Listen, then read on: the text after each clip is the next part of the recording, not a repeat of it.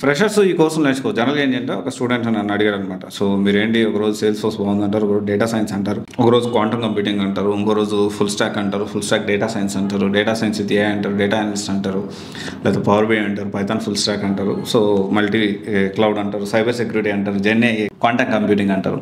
So దీని గురించి అంటే చాలామంది నాతో మాట్లాడుతూ ఉన్నారు. సో అసలు ఈ ఫ్రెషర్స్ ఏ కోర్సులు నేర్చుకోవద్దు కొన్ని నేను అప్డేట్ చేస్తాను మీకు.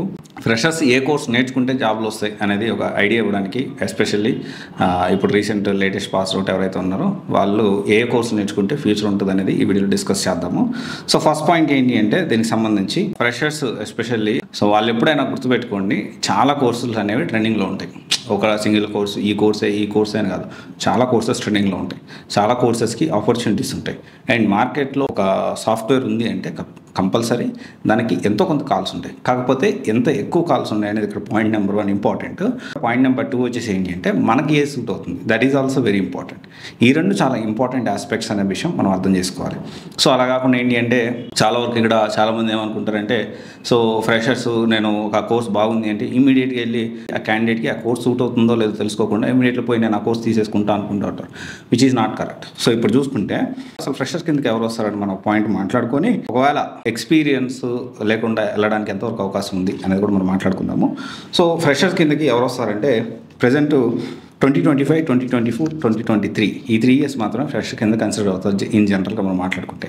సో ఇది నేను చాలా వీడియోలో చాలాసార్లు చెప్పాను, మళ్ళీ చెప్తా ఉన్నా. ఇంకో 3 monthsలో 26 పాస్ అవుట్ వచ్చారనుకోండి, 26, 25, 24 ఈ 3 years పాస్ అవుట్స్ వాళ్ళు మాత్రమే దీనికి సంబంధించి ఫ్రెషర్గా కన్సిడర్ అవుతారు. సో ఇంకో విషయం వచ్చేసి ఏంటి అంటే ఈ ఎంఎన్సీ పరంగా మనం మాట్లాడుకుంటున్నాం. సో ఓన్లీ ఎంఎన్సీ అయితే ఇలాగే తీసుకుంటే వెరీ ఫ్యూ, చాలా రేర్ కండిషన్లో మాత్రమే సో అంతకుముందు ఉన్న ఇయర్స్ని కూడా వాళ్ళు క్యాలిక్యులేట్ చేసుకుంటూ ఉంటారు.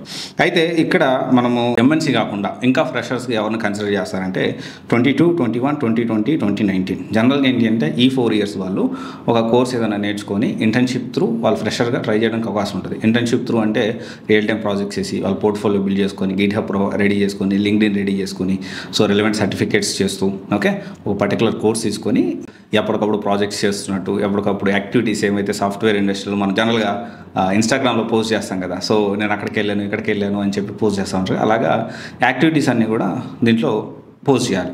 ఓకే ఏంట్లో లింక్డ్ఇన్లో ఏం యాక్టివిటీస్ అక్కడికి వెళ్ళాను ఇక్కడికి వెళ్ళానని, ట్రావెల్ లేకపోతే పిజ్జా తిన్నాను లేకపోతే కేఫ్కి వెళ్ళాను ఇదిగా. సో ఈ ప్రాజెక్ట్ చేశాను, ఈ కోర్స్ నేను అప్స్కిల్ అయ్యాను, ఈ ఇంటర్నేషనల్ సర్టిఫికేట్ నేను చేశాను, సో నాకు ఇంత అప్రిషియేషన్ వచ్చింది, లేకపోతే ఇది నా పీపీటీ ప్రెజెంటేషను, సో నేను ఇలా హ్యాకథాన్ ఒక అటెండ్ అయ్యాను, హ్యాకథాన్లో సో నాకు ఇంత స్కోర్ వచ్చింది, హ్యాకథాన్ సర్టిఫికేషన్ అది, I'm thrill to announce that I got some certification ఇట్లా. సో హ్యాకథాన్లో అటెండ్ అయిన పార్టిసిపేట్ సర్టిఫికేషన్స్ ఇలా అవన్నీ కూడా పోస్ట్ చేస్తూ ఉండాలి. సో ఇది కొంచెం లెంతీ ప్రాసెస్. ఎవరైతే 22, 21, 2020, 2019 ఈ 4 years వాళ్ళు ఫ్రెషర్గా జాబ్ తీసుకోవడానికి కొంచెం లెంతీ ప్రాసెస్.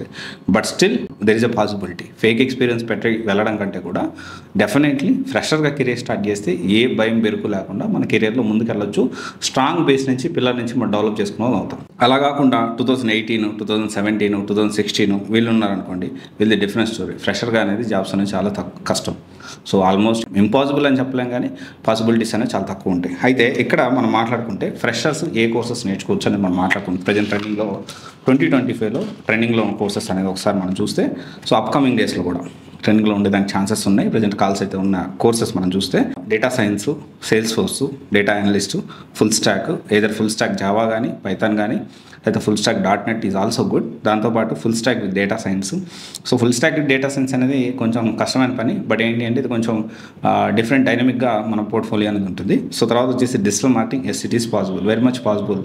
ఒక ఫ్రెషర్గా అంటే తక్కువ సార్లు అయినా పర్లేదు, తర్వాత నేను బిల్డ్ చేసుకున్నాను అనుకున్న వాళ్ళు డిజిటల్ మార్కెటింగ్ నేర్చుకోవచ్చు, జనరేటివ్ ఏఐ నేర్చుకోవచ్చు, తర్వాత వచ్చేసి మల్టీ క్లౌడ్ నేర్చుకోవచ్చు, సైబర్ సెక్యూరిటీ.